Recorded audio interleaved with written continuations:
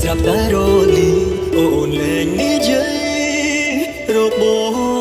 សល់ពាក្យពេចន៍មិនទាន់សាសងកប់ទុកក្នុងបេះដូងឯកា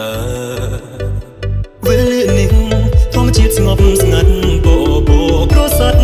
ដាច់អនុសាមាននិស័យតែគ្មានវាសនាជួបដើម្បីបែកវេលាអើយសុំត្រឡប់ក្រោយទុកឱកាសឲ្យត្រៀមខ្លួនបែកសល់កិច្ចការច្រើនអាណើធ្វើរួមគ្នាវេលាមុនអូនធ្លាប់វាចាថារៀបការនឹងគ្នាយើងសន្យាមិនបោះបង់គ្នាឲ្យនៅឯណា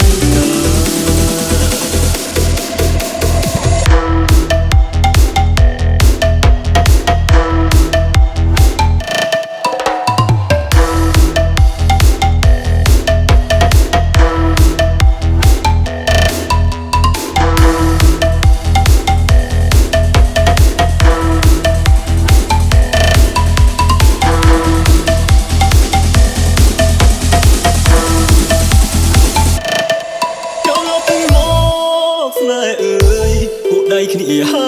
យមិនភ្លេចសន្យាយើងតស៊ូដើម្បីស្នេហាយូរហើយណាមាសមេសន្យាគ្នាហើយមិនធ្វើមិនបានវាធ្លាប់អះអាងតើអូនចាំទេ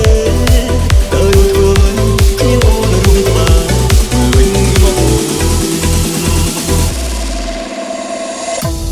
Anniversary 2-year Som Bang and Pow Pow ហេតុអ្វីអូនមិននិយាយមួយម៉ាត់ក៏ទៅម៉ាត់ហេតុអ្វីក៏អូនទុកឲ្យបងនៅម្នាក់ឯងអូននឹងទេថាថ្ងៃនេះជាខួប2ឆ្នាំនៃទំនាក់ទំនងស្នេហាយើងហេតុអ្វីក៏គ្មានវត្តមានអូនដូចឆ្នាំមុនបើមានចិត្តក្រៃពិតណាស់បងសូមជួបអូនបងទៀតបើប្រពន្ធសម្រាប់បងណាស់អូនណាបងសែនណាស់